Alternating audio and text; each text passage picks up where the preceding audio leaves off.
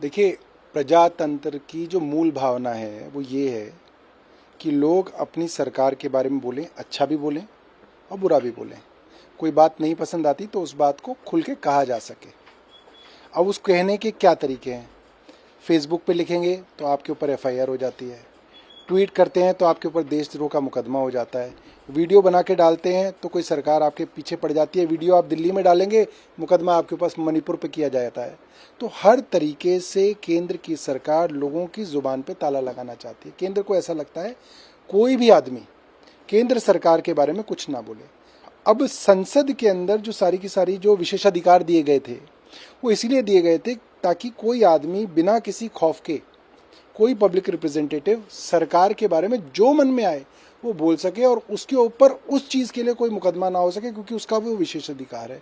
अब संसद के अंदर भी इस तरीके की जो बंदिशें लगाई जा रही हैं स्पीकर ऑफिस के माध्यम से या संसद के सचिवालय के माध्यम से, पूरी तरीके से ये हिटलर शाही और तानाशाही की निशानी है। खुल के ये बात सामने आ रही है कि केंद्र सरकार नहीं चाहती कोई भी आदमी उनको आईना दिखाए। इतनी समस्याएं हैं देश के अंदर, कोई आदमी अगर बोलता है तो उसके ऊपर जो है मुकदमेबाजी आजकल की जा रही है। लेकिन अब तो ये है कि संसद के अंदर धरना प्रदर्शन, मुझे 2014 तक याद है, जब तक केंद्र के अंदर भाजपा की सरकार नहीं आई थी, सारी देश के लोग अगर किसी चीज़ के लिए परेशान होते थे तो रामलीला मैदान में इकट्ठे होते थे, इंडिया गेट पे इकट्ठे होते थे, जंतर मंतर पे इकट्ठे होते थे, पार्लियामेंट का घेराव करते थे। आज की तारीख में इन सब इलाकों के ऊपर, चाहे रामलीला मैदान हो, चाहे संसद के आसपास का इलाका हो, चाहे इंडिया गेट का इलाका हो, सब जगह धारा 144 लगाई हुई है कि आप वहाँ पे जाके धरना नहीं कर सकते। पार्लियामेंट के अंदर अब आप धरना नहीं कर सकते, पार्लियामेंट के अंदर आप अपनी आवाज़ नहीं उठा सकते। पार्लियामेंट के अंदर अगर वेल के अंदर अगर आप आते हैं तो आपको मार्शल से उठवा के वो बाहर फेंकवा देते हैं। अपोजिशन के एमपीज को एक एक महीना के लिए सस्पेंड कर दिया जाता है। तो पूरी तरीके से जो है ये एक हिटलर शाही है, ये पूरी तरीके से एक तानाशाही है और ये जनता की आवाज़ को कुचलने का एक कदम है। शरद पवार जो कि सीनियर लीडर नेताओं के साथ बैठकर इस पर चर्चा किया जाएगा। सरकार ने अपनी तरफ से तर्क दिया, ये कोई पहली बार नहीं हुआ है। सत्र शुरू होने से पहले काफी पीछे से दूसरी सरकारों में भी इस तरह की सर्कुलर जारी होती रही है। देखिए, जिस तरीके की तानाशाही अब चल रही है, ऐसा तो हमने 75 सालों में कभी ना सुना था ना कभी देखा था। और ये बात सिर्फ हम ही नहीं, भारतीय जनता पार्टी के कई लोगों से मेरी बात हुई आज सुबह से।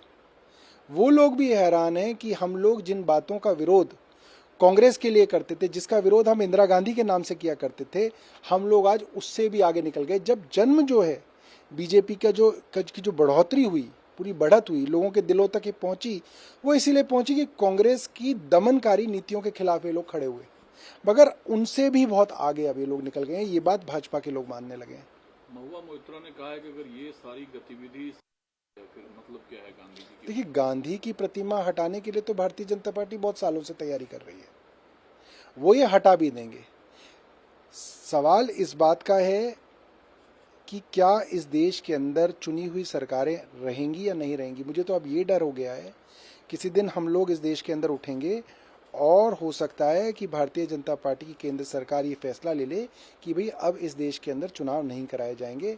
अब जो प्रधानमंत्री हैं वो भगवान विष्णु के अवतार हैं और ये बात अब साबित हो गई है और अब वो ही जो है इस देश को चलाएंगे। अब संसद वंसद चुनाव वुनाव इसकी कोई ज़रूरत नहीं है। तो दिल्ली से एक खबर है, ये 16 साल की बात है और ये बात हमने पिछले हफ्ते भी कही कि जिस तरीके से दिल्ली के अंदर क्राइम बढ़ रहा है, एक ही दिन के अंदर मर्डर की, बलात्कार की, चोरी की इतनी खबरें अखबार के अंदर आती हैं, ऐसा लगता है कि दिल्ली पुलिस का सारा ध्यान जो है भारतीय जनता पार्टी के विपक्ष को सबक सिखाने के अंदर लगा गया। पुलिसिंग और लॉ एंड ऑर्डर की हालत बहुत ख़राब है और ये तो बहुत बड़े क्राइम है।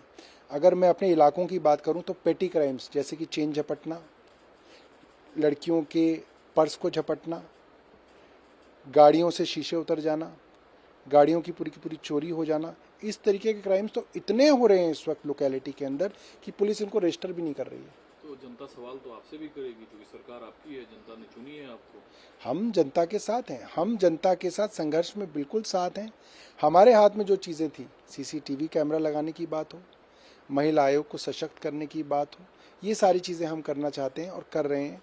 मगर जो लॉ एंड ऑर्डर है, आप समझते हैं कि लॉ एंड ऑर्डर जो है पूरी तरह से केंद्र के पास है, तो हम लोगों के हाथ में इसमें बहुत ज़्यादा नहीं है।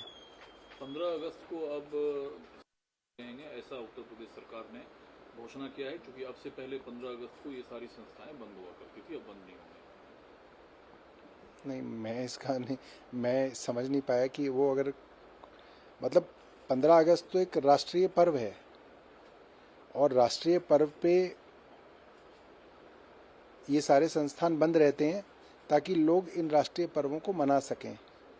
और अगर वहाँ के मुख्यमंत्री इनको खोलना चाहते हैं तो उनकी अपनी इसके अंदर कोई इच्छा होगी। कल को वो कहेंगे कि दिवाली पे भी जो है सारी जगह खोल दी जाए ताकि जो है लोग दिवाली भी जो है वो खुल के मनाएं, फिर तो मतलब कोई भी छुट्टी जो रहेगी ही नहीं। क्योंकि सर मामला दिल्ली का है, जो हामिद अंसारी पूर्व पाकिस्तान के पत्रकार को आमंत्रण पर बुलाने की बात थी, जिसको कुछ सूचनाएं साझा करने की बात है, जो उस सूचना को ISI से साझा किया, उस पर बीजेपी उपराष्ट्रपति पर हमलावर है। आपकी पार्टी की क्या राय है इस पर?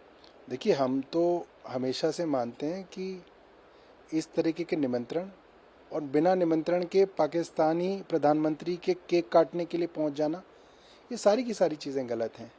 प्रधानमंत्री जी ने इसकी शुरुआत की जो कि गलत थी, और अगर ये उपराष्ट्रपति महोदय भी ये कर रहे हैं तो मुझे लगता है ये भी गलत है। तो एक सवाल बहुत इम्पोर्टेंट है, राजस्थान कक्षा में छात्रों को जो पाठ्यक्रम पढ़ाया जा रहा था उसमें अब्बू, अम्मी, बिरयानी, इन शब्दों का जिक्र था, जिसको लेकर बहुसंख्यक पढ़ने वाले लोग हिंदू थे, तो उन्होंने ऐतराज जताया है कि उनके बच्चे को यह चीज़ सिखाया जा रहा है, वो घर में इन शब्दों का इस्तेमाल कर रहे हैं।